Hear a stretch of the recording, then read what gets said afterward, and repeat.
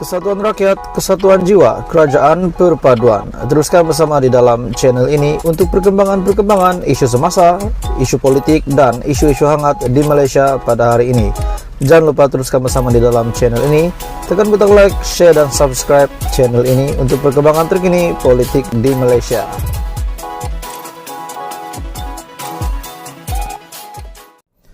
Satu berita hangat hari ini, satu dapatan daripada satu sumber daripada Sinar Harian, dikabarkan PN hilang 32 kerusi. Jadi bila saya baca berita ini saya terkejut. Betulkah PN hilang 32 kerusi? Tapi sebelum kita masuk kepada isu hangat hari ini, saya ingin meminta kerjasama kamu untuk tekan butang subscribe supaya kamu tidak terlepas perkembangan politik daripada channel ini. Saya akan sentiasa membawakan Anda berita-berita terkini politik di Malaysia. Hari ini saya terkejut dengan satu berita ini. PN hilang 32 kerusi. Jadi bagaimana PN boleh hilang 32 kerusi?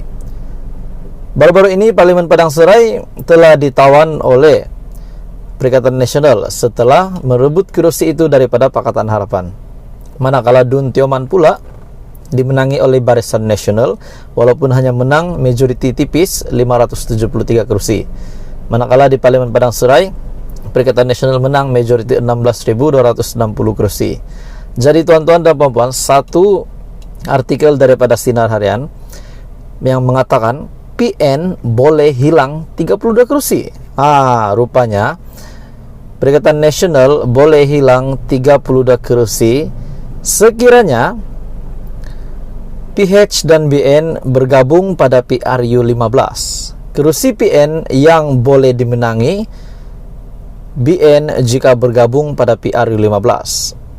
Sekiranya Pakatan Harapan dan BN bergabung pada PRU 15, bukan hari ini, kerusi PN yang boleh direbut dan boleh dimenangi oleh PHBN terdapat 32 kerusi ini, yaitu Parlimen Kangar, Parlimen Kulim Bandar Baharu, Parlimen Kepala Batas Tasik Gelugor, Parlimen Permatang Pau, Parlimen Gerik, Parlimen Parit Buntar, Parlimen Bukit Gantang, Parlimen Parit, Parlimen Pasir Salak, Parlimen Lumut, Gua Musang, Jerantut, Inderama Kota, Parlimen Kuantan, Parlimen Maran, Parlimen Kuala Krau, Parlimen Temerloh, Parlimen Rompin, Sabak Bernam, Sungai Besar, Hulu Selangor, Tanjung Karang, Kapar, Kuala Langat, Masjid Tanah, Tangga Batu,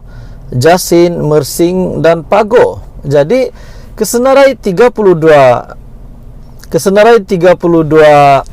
parlimen ini yang dikaji oleh Sinar Harian, dapatan mereka bahwa sekiranya Pakatan Harapan dan Barisan Nasional bergabung pada PRU 15, sudah pasti 32 kursi ini menjadi milik Pakatan Harapan dan BN. Namun pada ketika itu mereka belum bergabung. Kerajaan Perpaduan hari ini dibentuk oleh gabungan Pakatan Harapan dan juga Barisan Nasional, GPS, GRS, dan beberapa yang lain. Jadi sekiranya PH dan BN, Datuk Seri Anwar Ibrahim dan Zaidah Medi bergabung pada PRU 15, sekiranya sudah dibentuk gabungan ini, ke 32 parlimen yang disenaraikan sebentar tadi boleh menjadi kerusi ini boleh dimenangi oleh Kerajaan Perpaduan hari ini, PHBN. Namun ini hanyalah satu infografik yang dibuat oleh artikel ini, di mana 32 kerusi Perikatan Nasional yang boleh dimenangi Pakatan Harapan dan Barisan Nasional jika bergabung pada PRU 15. Jadi bagaimana pendapat Anda berita hari ini?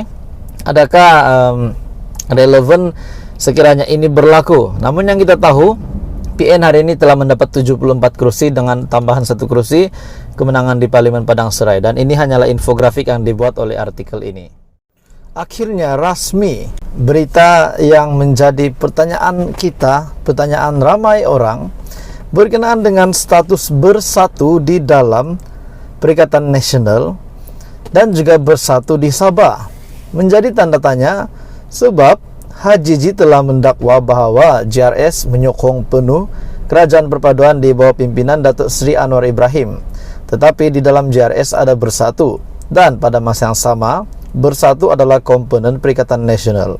Tapi sebelum kita mengulas isu hangat hari ini, saya nak minta tolong kerjasama kamu untuk tekan butang subscribe supaya kamu tidak terlepas perkembangan terkini daripada channel ini yang penuh dengan informasi politik di Malaysia. Hari ini rasmi daripada biharian.com, pemimpin Bersatu Sabah keluar parti, kekal bawah JRS.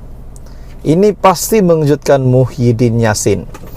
Pemimpin Bersatu Sabah membuat keputusan sebulat suara untuk keluar daripada parti, namun kekal di bawah Gabungan Rakyat Sabah ataupun JRS, kata Ketua Badan Pimpinan Bersatu Sabah Datuk Seri HJJ Noor.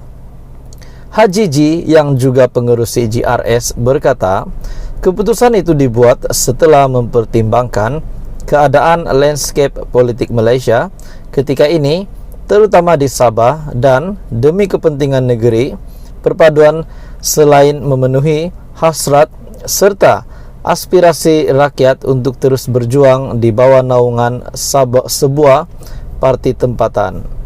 Ketua Menteri Sabah itu, HJJ Noor, berkata, dengan keputusan yang telah dibuat ini, pemimpin-pemimpin Bersatu Sabah akan menggunakan JRS sebagai platform untuk menyuarakan kepentingan Sabah dan negeri-negeri Borneo dan tidak akan menggunakan nama Bersatu lagi. Melangkah ke hadapan, kami hanya akan menemukan sebuah parti tempatan yang baru. Namun untuk sementara ini, kami secara kolektif akan menjadi ahli JRS.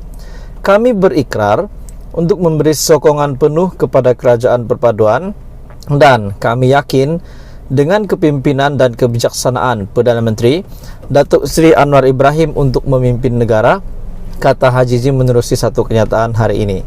Jadi tuan-tuan dan puan-puan, kenyataan dari media yang pasti mengejutkan ramai orang berkenaan dengan pemimpin Bersatu Sabah yang sudah bersatu hati keluar daripada parti, tapi kekal di bawah JRS, bukan keluar daripada JRS. Jadi pemimpin di dalam Bersatu, di dalam JRS, keluar daripada parti Bersatu tapi kekal di bawah JRS.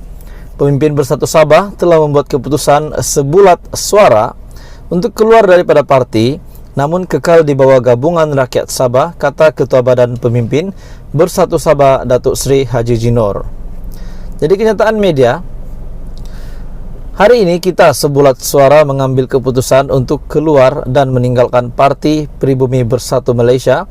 Kami membuat keputusan ini setelah mempertimbangkan keadaan landscape politik Malaysia ketika ini, terutama di Sabah. Kerajaan negeri yang ditunjangi oleh Gabungan Rakyat Sabah, Barisan Nasional ataupun JRSBN, juga telah mengambil kira nasihat Duli Yang Maha Mulia Seri Paduka Baginda Yang di-Pertuan Agong bahawa pertimbangan terbaik untuk pembentukan kerajaan perpaduan persekutuan yang diterajui Datuk Seri Anwar Ibrahim, satu daripadanya adalah untuk kestabilan politik dan pemulihan ekonomi. Keputusan sebulat suara ini adalah demi kepentingan Sabah, demi perpaduan, dan juga memenuhi hasrat serta aspirasi rakyat untuk kita terus berjuang di bawah naungan Sabah Parti Tempatan.